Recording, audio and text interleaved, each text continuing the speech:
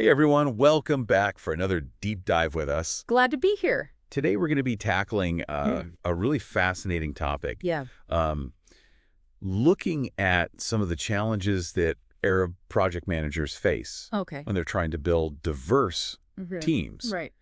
And we've got some excerpts here from Ali Al-Naimi's book on the subject. Oh, interesting. And we're also going to be kind of weaving in some ideas from the philosopher Friedrich Nietzsche. Okay.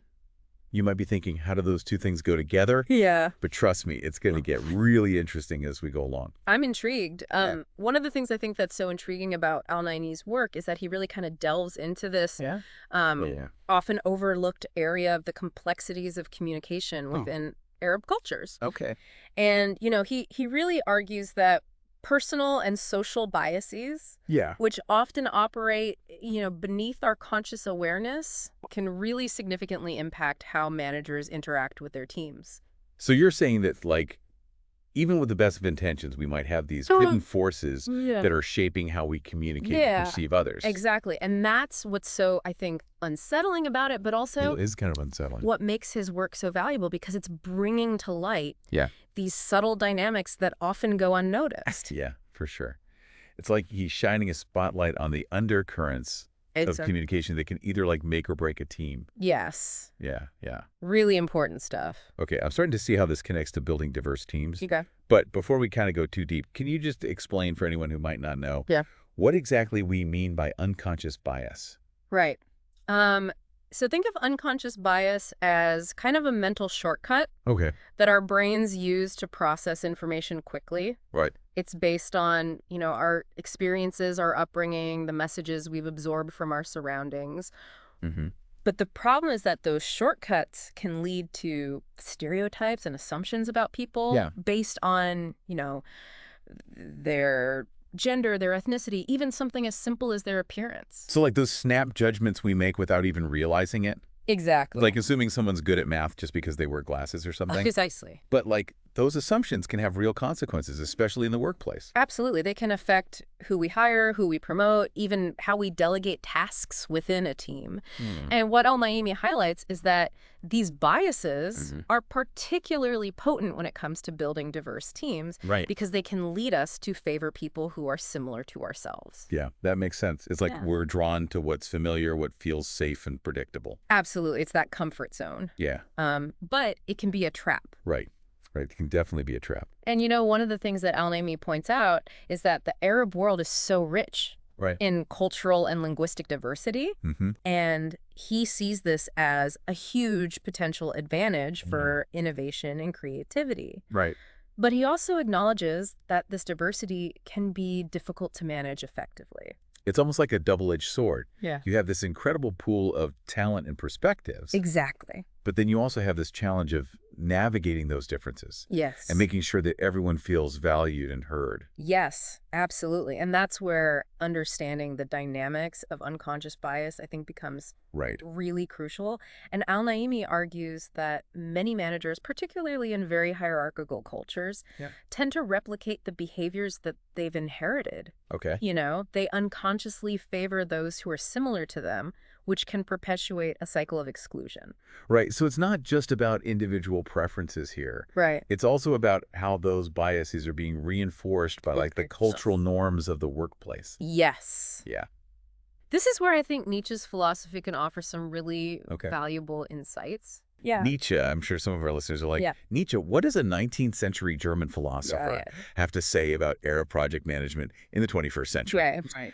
But bear with us. I promise it will all connect. It will. Okay. So, Nietzsche was deeply interested in how human preferences are formed. Okay. And he argued that our judgments, even about seemingly objective matters, are heavily influenced by our sensory impressions and aesthetic preferences. Okay.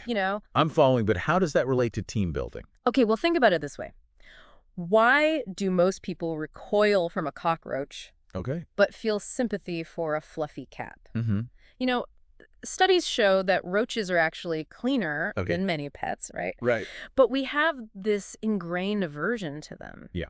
And Nietzsche would argue that this isn't about logic, it's about aesthetics. Okay. It's about how our senses respond to them. That's a pretty vivid example. But, Right. I mean, how does this translate to the workplace? So imagine you're reviewing resumes. Okay. Oh, yeah. You might find yourself drawn to candidates who have certain qualities that you associate with competence or leadership. Right. But those qualities might be based more on your subjective preferences Yeah. rather than any kind of objective criteria. Oh, so it's not just about outright prejudice. Oh, right. It's about these subtle biases Yeah, exactly. kind of creep in Yes. through our aesthetic sensibilities and things. Exactly. Exactly. That's fascinating. It is. It's also kind of unsettling, to be honest. It is unsettling. Yeah, and Al-Naimi touches on this Oh, in a slightly different way. Okay. He has an anecdote about a woman Okay. feeding a dog meat from a slaughtered animal. Okay. That's a pretty striking image. Yeah. Where's he going with that? So he's highlighting the complexities of our empathy, right? Yeah. We might recoil at the thought of eating meat ourselves, Right. but we readily accept it Mhm. when it's part of someone else's cultural practice. Right. So this speaks to the selective nature of our empathy, how it's often shaped by factors we're not even aware of. So just as we have these unconscious biases in our daily lives, Yeah. Arab managers might unknowingly favor those similar to themselves Yes. and miss out on the richness of true diversity. Precisely. And that's the challenge that Al-Naimi, I think, wants us to confront. Right. He argues that embracing difference, recognizing and challenging our own biases Yeah. is the key to building truly strong and innovative teams. Yeah. And it's not easy work. Right. And that's, I think, where the real work begins, right? It's not enough to just acknowledge that bias exists. Right. We have to actively work to identify and challenge those biases, both within ourselves and in our teams. Okay, so let's get practical here. For our listener who's thinking like, Yeah. this is all very insightful, but how do I actually apply this to my team? Yeah. What are some concrete steps that they can take? Well, I think it starts with awareness, right?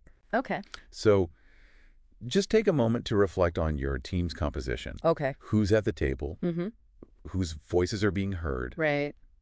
Are there any patterns in terms of, background experience? Right. Or even personality types? I guess that's where those hidden biases can really show up, right?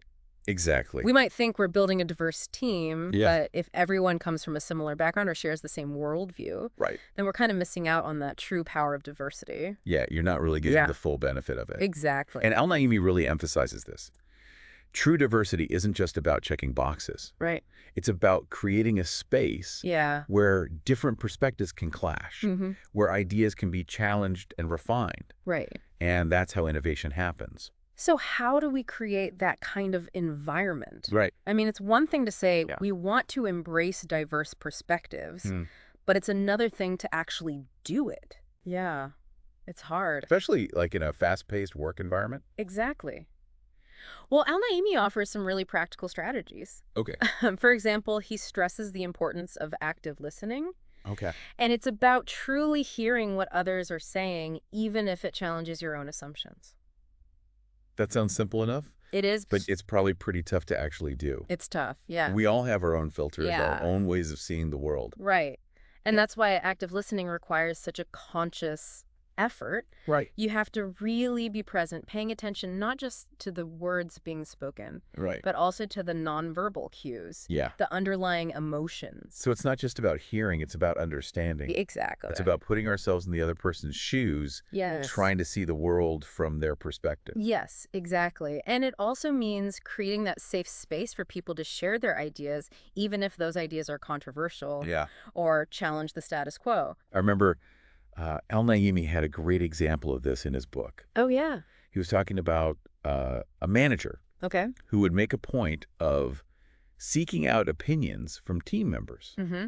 who were typically quiet or hesitant to speak up in group settings. Yes, that's a great example. He would specifically ask them, what do you think about this? What's Yeah. your perspective? Mm-hmm. And it's such a simple thing. It is simple. But I think it's so powerful Yeah. because it really sends a message that, everyone's voice matters. Exactly. That their contribution is valued. Exactly. And that can foster such a sense of trust and psychological safety within a team. For sure. It's so important. Yeah, this kind of brings us back to, I think, Al-Naimi's central argument. Okay. That diversity is not a hurdle to overcome. Mm-hmm. It's an opportunity to be embraced. Yes. He's encouraging us to see the potential in difference, to move beyond our comfort zones and embrace the richness that comes from working with people who don't think or act exactly like us. For sure. You know, it's funny, as we're talking, I'm realizing how much we tend to compartmentalize our lives. Like, we might talk about diversity and inclusion in the workplace. Right. But then how often do we really apply those same principles to our personal lives? That's so true. To like how we form friendships or even who we choose to spend our time with. Yeah, it's a really good point. And it's interesting because Al-Naimi doesn't explicitly address that. Right. But I think his insights have much broader implications for how we approach relationships. Yeah. In general. Yeah, for sure. It's almost like we all have this unspoken checklist in our minds. And if someone doesn't tick all the boxes, we might just unconsciously dismiss them. Right. Even if they have so much to offer. And those boxes are often filled with those biases that we've inherited from our families, our communities, our cultures. Right. It takes real conscious effort to unpack those and to challenge those ingrained patterns of thinking. This deep dive has really been eye-opening. I mean, we've explored cultural nuances, communication challenges. We even delved into philosophy a bit to understand the roots of our biases. And it's fascinating how all those threads kind of connect to reveal this fundamental truth about teamwork, which is that we're all different. And those differences can be such a source of strength if we approach them with curiosity and a willingness to learn. And I think Al-Naimi's book gives us such a powerful framework for doing just that. It does. He reminds us that diversity isn't just a box to be checked. Right. It's a source of strength, creativity, and innovation. Absolutely. So as we kind of wrap up this exploration of bias and team building, I want to leave you, our listener, with a final thought. Okay, I like it. Imagine you're building your dream team. Who's on it? Okay. And more importantly, why did you choose those individuals? Are you valuing the unique skills and perspectives that they bring to the table? Or are you maybe unconsciously drawn to those who mirror your own beliefs and experiences? Right. So take some time to reflect on your choices. Yeah. And if you find yourself questioning those hidden biases that might be shaping your decisions, then I think this deep dive has served its purpose. It has. The journey toward building truly inclusive and innovative teams starts with awareness. For sure. And that awareness begins with each of us. Absolutely.